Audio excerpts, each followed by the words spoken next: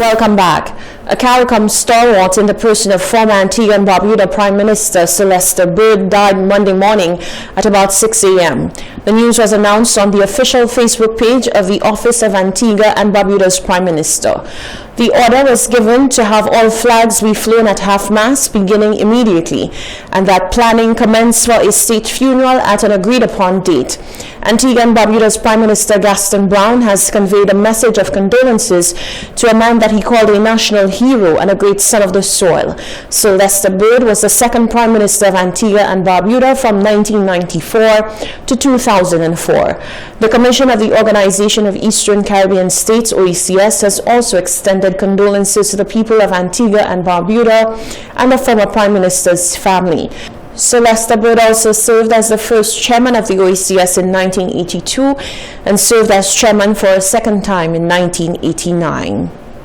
Security officers from Secure St. Lucia have put various concerns on the table which they say need urgent attention from the management of the company. The National Workers Union says it has been trying to get a hearing with the management but has been unsuccessful. The union says the officers have made it clear that management has 14 days to respond to their plight, or they will be forced to take action to ensure their safety.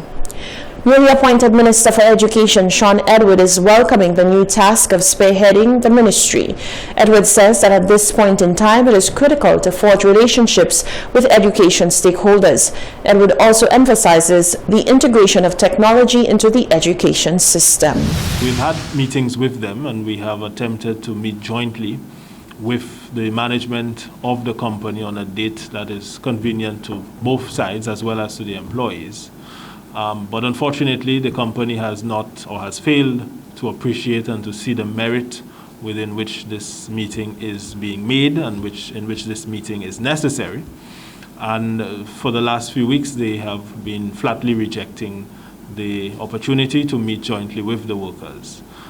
People have disclosed concerns about their safety in terms of the various locations, the occupational health and safety issues at these locations, in terms of tinted vehicles driving slowly by to monitor and to survey the whole question of the operations of various locations, therefore exposing vulnerability issues in terms of the guards at these locations.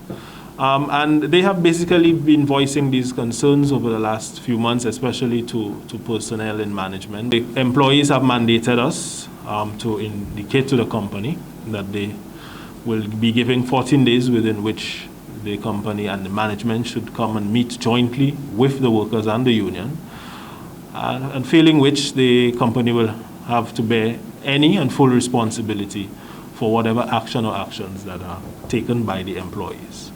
We have also sought the intervention of the Labour Department through the Labour Commissioner to see how that office could also intervene and facilitate some sort of discussion between and among the parties to try and resolve these issues once and for all. Newly sworn-in Minister Dr. Virginia Albert Poyott says she's ready to take on the task of heading her ministry.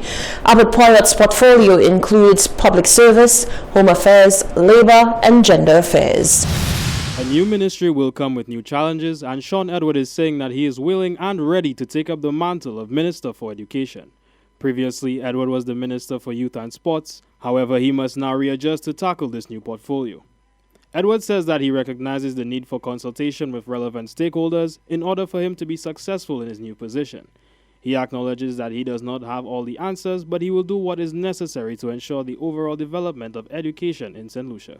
I do not come in, I'm not bringing all the answers to all the issues into the Ministry of Education. What I've been able to discern is that stakeholder participation would be critical to whatever successes we will be achieving in that particular ministry. And by stakeholder participation, for me, it has to be a lot more than the quarterly meetings, but we have to deepen and also forge new relationships with the different stakeholders in education and sustainable development if we are to reap any success. My role as minister is not to go in there and pretend that I know everything, but one thing I can assure the Prime Minister and St. Lucia is that I will leave no stone unturned. The advent of COVID shifted the paradigm in terms of education.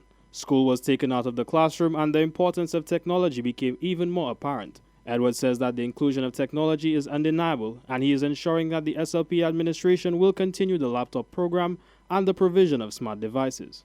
Just recently, when the entire world was affected by COVID and children had to be instructed from home, and we saw that there was a serious problem with children not having the devices. So we are going to continue with the laptop program or providing smart devices for the children.